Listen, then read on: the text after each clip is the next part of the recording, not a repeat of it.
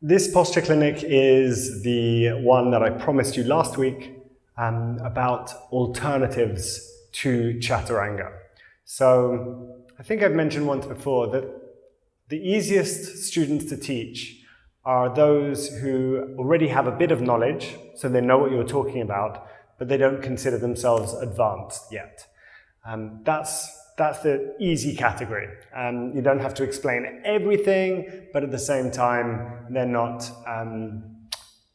their knowledge isn't so far advanced that they're questioning you or doing their own thing, that kind of thing. Teaching straight up beginners is a little bit more challenging than that because they might not know anything. You know, with someone who's more at that intermediate stage, you can say, okay, come forward to plank and lower down to the floor. They know exactly what you're talking about. A beginner, you're going to have to break down everything that you do. So let's look at some alternatives, and the main alternative that I'm going to be looking at is tricep press. But what I really want to do in this lecture is look at why it is that I prefer tricep press to probably the most common alternative, which is knees, chest and chin. So let's just start with knees, chest and chin. So I can show you, this is what I most often hear and see being taught in the West. It's for people who often use it as an alternative to Chaturanga. From down dog, they might say, inhale forwards to plank. And as you exhale, come down to knees, chest and chin. So you can see now, it's just my sit bones are up in the air. And then from here, I can either slide the body forwards or slide the legs back to lie flat and come to either cobra or baby cobra, whichever variation I choose, and then I'm back into the sequence. So this is one way of modifying Chaturanga. You can do this. You can do this. However, I don't think it's the best way. It's just not my preference. So there are a couple of reasons. One is you might recall in the Chaturanga lecture when we had Ferdinand here, we were looking at this shoulder position that some people get into, which can potentially lead to injury when the shoulders are like this. Okay, and we're putting all the pressure into the front. You remember? And I demoed, and that when people have their sit bones really high and their shoulders really low and they're like this, and then that's dumping all the weight into the front of the shoulders. And if you keep doing this over time for maybe many months or years, you might start creating little tears in the fibers here, and perhaps you get a shoulder injury. Not definitely, but it's possible. So I'm looking to avoid that shape. I don't want that shape to happen in Chaturanga, and I don't want this shape to get into your muscle memory as being an appropriate shape when in a transition between plank and lowering down and coming up to upward facing dog. So I want to avoid this. Now, what position are my shoulders in when I do knees, chest and chin? Notice? I'm in that position. This position that we don't want. One of my teachers calls this demonic shoulders. So we're in this demonic shoulders position in knees, chest and chin. So that is one reason why I'm not crazy about knees, chest and chin as an alternative for Chaturanga. I actually really like knees, chest and chin as its own pose because the shoulders are not in danger in knees, chest and chin itself. No, because my knees are down and my chest is down. So I'm just going to move the mic so I don't hit it when I go down again. But if I show you again, as I come down to knees, chest and chin, there's weight in my knees, there's weight in my chest, there's no weight in my shoulders here. So it's not a dangerous pose for the shoulders, it's not injurious, and this is a lovely pose. I like knees, chest and chin, don't get me wrong. The only time that I don't like it is as an alternative for Chaturanga, because it starts getting into your muscle memory, the idea of doing this, which is exactly what you don't want to do in Chaturanga. In Chaturanga, you want to be here, not here. So that's one reason why I'm not a fan of knees, chest and chin. The second reason why I'm not a fan of knees, chest and chin is because to do Chaturanga, you need strong triceps. And knees, chest and chin is not a particularly good tricep strengthener. So I can do these knees, chest and chins all day and I'll get a little bit of strength in my triceps, but not a huge amount. And what is better is a tricep press.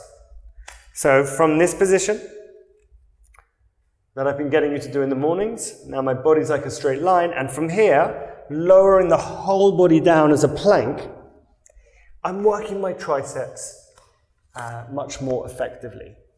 So, between these two poses, if I do knees, chest and chin, I'm training my muscle memory to bring my shoulders into a position that's going to be more likely to create injury in Chaturanga, 1. And 2, I'm not very effectively training the muscles that we need to do Chaturanga safely. Tricep press solves both of those issues. So tricep press, this one. As you can see, as I lower down, my shoulders stay in the same plane as my torso, so I don't go into that demonic shoulders position. My shoulders stay, shoulder blades moving towards each other as I come down, and shoulder blades gliding down the back.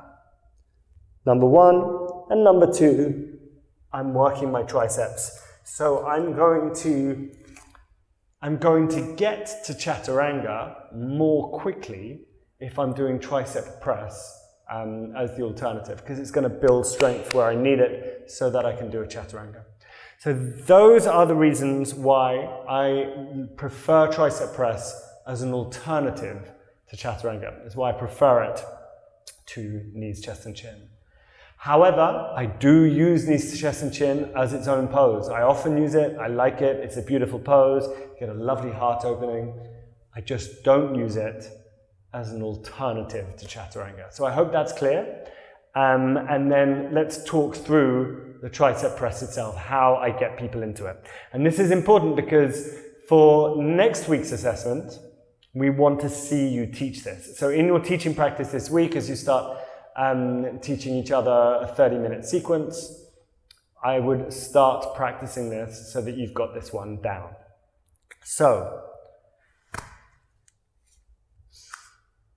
from down dog, inhale forwards to plank pose. In plank, keep the body like a plank. So without hinging at the hips, lower the hips towards the mat until your knees touch. When your knees touch, point your toes to the sky. So you should have a straight line from your knees to the crown of your head. If you've ended up in an all fours position, then all you need to do is walk the hands forwards until you have this straight line from knees to crown of head. Take an inhale.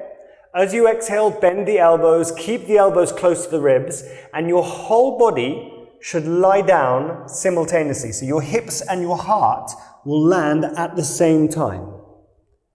And then what I do is I tend to get them to do it a few times, go up and down. Like, okay, so let's reverse that. Now, as you inhale, press into your hands and lift up, keeping the body like a plank. Exhale, come back down. Hips, heart, land at the same time. Inhale, come back up. And sometimes I say, when I'm teaching this, sometimes I say, so look carefully everyone, because this is not knees, chest and chin. Watch carefully. As I come down, my thighs, hips and heart all touch at the same time. So this is not knees, chest and chin. And I get them to do it a few times like that. And I will do that breakdown of the tricep press at the beginning of every class that I teach to a new group of people. And I'll continue teaching it at the beginning of every class until I can see that they've got it. And every now and then, I'll actually stop and do a little workshop, a bit like I'm doing with you now, explaining to people why I'm teaching this pose in this way. Now, this is just my opinion. Other opinions are available. It's my preference. It's what it's how I've evolved to teach over the years. And I would like to see you teaching tricep press. I want to know that you can do it before you graduate from this course. But once I know that you can do it, then it's up to you. If you want to use it or not, if you decide, no, I like knees, chest, and chin, that's what I'm going to teach, that's okay. There are teachers who teach it. They're not bad teachers. It's just not my preference. So I want to know that you can teach tricep press. And then once I've seen that you can teach it, then it's up to you whether you incorporate that or not. In the week 4 practicum, for example, that'll be entirely up to you. I hope that's clear. I'm very happy to chat more about this if you want. Thank you.